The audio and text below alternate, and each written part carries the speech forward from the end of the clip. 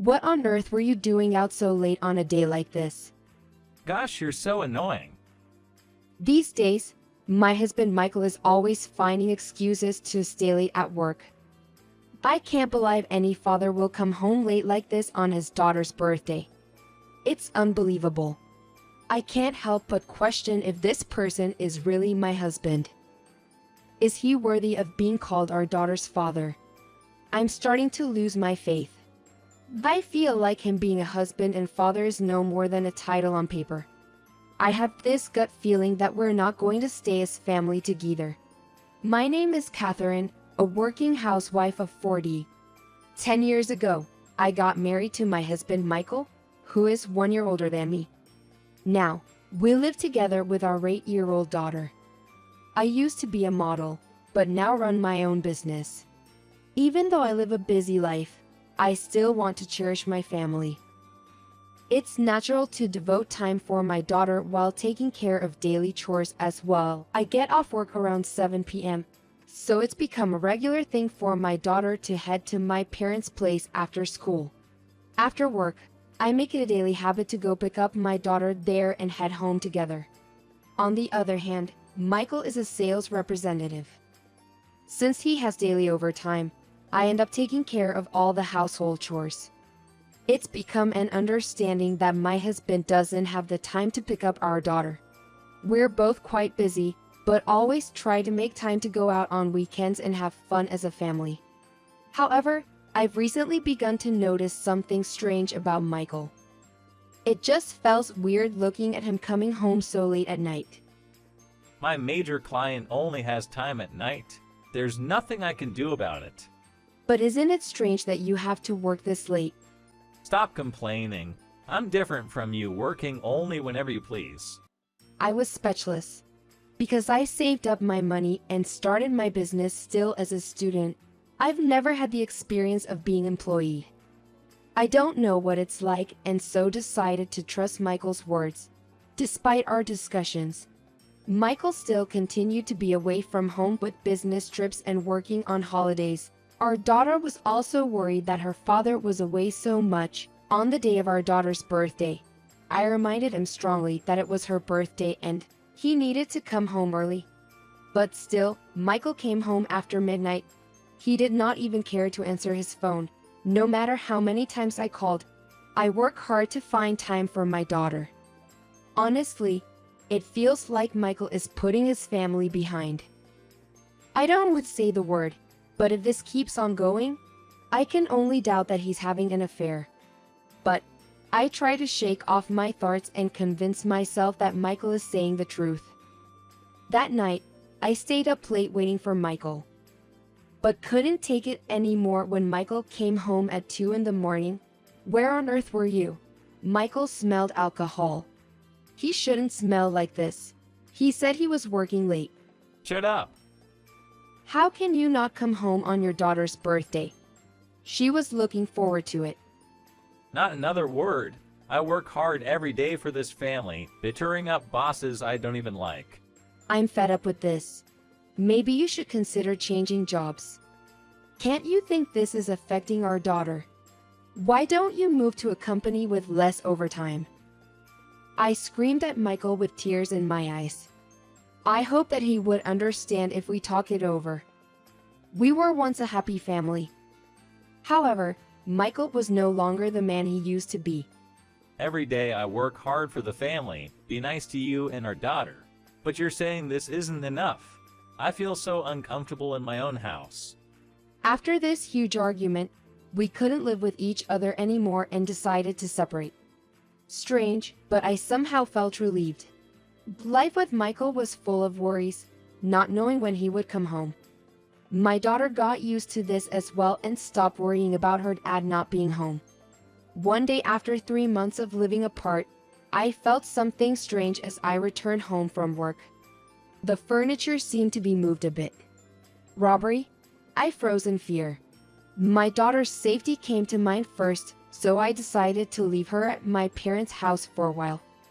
Then, along with my father, we checked to see if we were trespassed. We checked everywhere, including places where we usually don't go.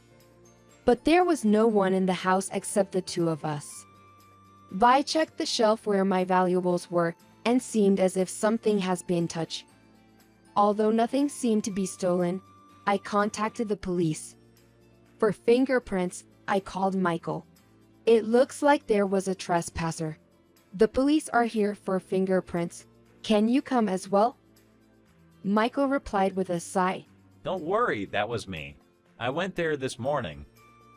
What? Without letting me know. What are you saying? I don't need permission to enter my house. I was scared to death just because you didn't tell me in advance. I felt relieved that it was Michael and not an intruder. Just tell the police to go back. I will. I had no choice but to explain the situation to the police and apologize. I felt utterly embarrassed. My parents were furious with Michael for causing such trouble. Then suddenly, I felt like I was forgetting something. A week later, I usually use cash for my bills and hardly any cards. Because of this, I couldn't realize that I was missing my card from the shelf. It was strange that only the card seemed to be missing while the other valuables were untouched. I might have misplaced it, but then something came to mind. When Michael came into the house before, I noticed that my valuables have been touched. It was just a hunch, but I couldn't get it out of my head. Has Michael stolen my card? Is that why he was here? Michael knew where I keep my valuables and that I don't carry my cards around. But this is just my hunch, and there is always the possibility that someone else stole it. Anyway, I picked up my phone to report the card missing. After that, I immediately called Michael. Did you steal my card? Me? Why? No. His voice seems to be shaky. I couldn't help but think he was a sales representative. You knew where my card was and took it when you entered the house last week. Judging from your voice, I can't think of anyone but you. Are you calling me a thief? Alright, you just stopped by while we were away and just looked through my valuables, right? Is that when you stole my card? I don't know what you're talking about. By the way, after we separated, I installed security cameras everywhere. You understand how dangerous living alone with my daughter is. I think I'll take a look at them. No, stop. Doesn't he understand that panicking only makes him look more guilty? Well, so are you going to admit it? You stole my card, didn't you? Fine, it was me. I knew where you kept your valuables, and you don't carry your cards, so. I see. I was bluffing about the security cameras. But, thanks, I think I'll install one next time. You never know when it comes in handy. Now, give me back my card now. I hung up, ignoring everything Michael was saying. Next day, Michael came with his parents. I knew he was coming in advance, so I left my daughter with my parent just in case. It feels like my decision was correct. I thought my parents-in-law came with him to apologize, and that Michael will leave as he gave me back my card. Please give me back my card.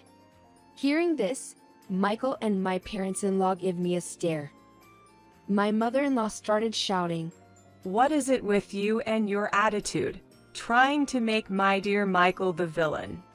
What on earth are you talking about?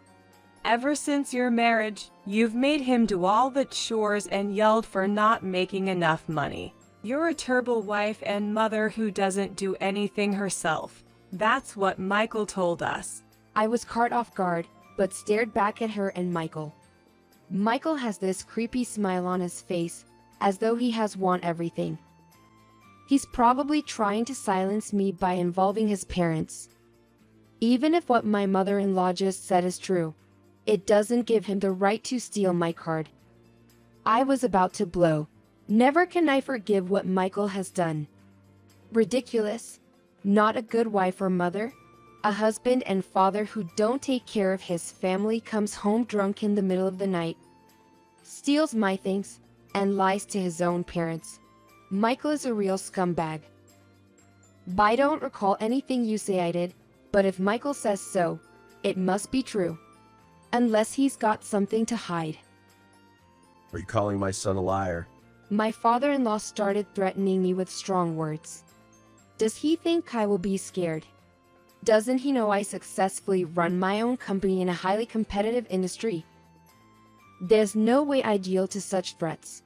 Convinced that I was frightened, Michael started to speak. Who are you calling a liar? I will forgive you if you hand me your savings as compensation. Don't think about suing me. Our income as a married couple is considered shared property. Yes, I know.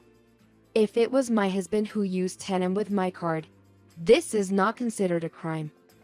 It seems my parents-in-law didn't know how much money he spent with my card. They were surprised by the amount, but I can see their faces smirking. It seems they think if Michael gets away with this, it would also benefit them. I'm going to split the rest of your savings with my parents. If you can't agree, we're looking at a divorce. And get out of my house. I couldn't stop but laugh. Well, how about this? I'll give you the rest of my savings and we'll divorce. But I will take custody. You're such a terrible influence on my daughter. It seems you're doing just fine with someone else after all. How did you find out about her? Wouldn't I be a fool if I couldn't figure it out? You've been acting suspiciously so many times. My mother-in-law started screaming again. This is all on you. I don't know how much you think you're worth, but you've been a terrible wife, not meeting Michael's needs. I was against this marriage from the beginning. Surely, it would seem to them like I was the only one to blame. But the truth is, I was raped by Michael, who had come home drunk in the middle of the night. I would have refused under different circumstances. I thought about telling them the truth, but simply smiled at them and responded, I see. Then I guess there isn't a problem for me to have custody. Do as you please. My parents-in-law were old school, not interested in my daughter just because she was a girl. In any case, I'm happy that I can finally get a divorce without much fuss. Once the conversation was over, I made a final advice to Michael. Use the rest of my savings wisely, just when you need it. Shortly after, Michael and I got divorced. Michael demanded that I move out, but when I said you've got all my savings, show us some mercy. He seemed pleased by my words and said I can do anything I want with the house. I changed the house under my name and immediately sold it. I sold everything inside as well. Everything else went into the garbage, and I returned to my parents' house with my daughter. It seems that Michael didn't touch my savings for about half a year. He seemed to be enjoying a luxurious life along with his parents using their money. They ate out every day and hired a housekeeper. Michael's parents must have saved some money for their remaining years. But they should know that no matter how much money you have, it will all disappear if you keep wasting it like water. The call came to me sometime after the divorce. But the call wasn't from Michael or his parents, it was from the bank. Someone claiming to be your family is trying to withdraw NM from my savings. Of course, the bank wouldn't accept such a request. We're not family anymore. Even if Michael was still my husband, 10M is a large amount of money. The bank wouldn't accept it without my letter of attorney. How could they have not known? They all probably look like criminals trying to withdraw cash with a card that was reported stolen. I immediately went to the bank. When I arrived, I was escorted to a separate room where, in addition to Michael and his parents, the police were there questioning the three. My ex-mother-in-law started crying as soon as she saw me. Catherine, what is this all about? Why can't we withdraw any cash? It was hard to suppress my laughter, but I explained slow and simple so they can understand. Did you really think you could use that card? The card I reported getting stolen? I stopped and had it reissued. I didn't think it would take this long before you tried using it. You're unbelievable. No wonder I couldn't use it anywhere. You got what you deserved. Who was the one to lie first? That I don't do housework. That I yelled at you for not earning enough. Who's speaking now? Remember when I suggested that you change jobs because of your constant overtime? Even if it means a lower salary. Michael was stunned to see me blow. Everyone in the room, seeing Michael in silence, seemed to understand who was speaking the truth. Mike's father-in-law shouted at him, "Michael, is she saying the truth? Can you look me in the eyes and say Catherine is a liar?" He grabbed Michael and made him look up, but Michael remained silent. I continue with the story. Anyway, remember when I told you to use my savings wisely? That was because I had some preparations. What kind of preparations? Investigating your girlfriend. But honestly, I've been waiting for the moment you guys would start using my card. I couldn't help but snicker. It must be fun to corner me like this, huh? But in surprise, his parents began apologizing to me in tears. I'm sorry, Catherine. We were completely fooled by Michael. Please forgive us. Michael seemed to be shocked by this. Leaving Michael aside, I turned to his parents. I don't have anything against you both. Michael is my only interest. I smiled at Michael, who collapsed and clung to his parents. Dad, Mom, help me. Don't leave me. His parents didn't seem to help him one bit. Michael, get off from me. Lying to your parents is outrageous. You're not to set foot in our house ever again. The three of them started arguing. Vi apologized to the bank officials and then explained the situation to the police. As the police decided this was no advanced criminal activity, they left. I also left after them, leaving Michael and his family behind. Michael and his parents would be kicked out of the bank soon enough. Later on, I heard that Michael was kicked out of his parents' house. Vi claimed alimony from Michael. However, he had already spent every penny he had. Michael requested to pay in installments, but I refused his request. He asked for it. Michael eventually paid the alimony but ended up buried in debt. The mistress was also charged for the affair, and she paid in full with the help of her parents. When Michael turned to her after breaking into debt, she disappeared and was never heard from. Now, Michael is alone, with only debt left with him. As for my in-laws, they seem to regret disowning their only son. Someone has told me that they live a lonely life now, without a son and grandchild. As for me, I'm still living with my parents and they help me care for my daughter. I can't be thankful enough. I remain to work hard to spend family time with my daughter. She does not talk about her father much and loves to spend time with her grandparents. I know I've put her through tough times, but determined to make the rest of my daughter's life happy,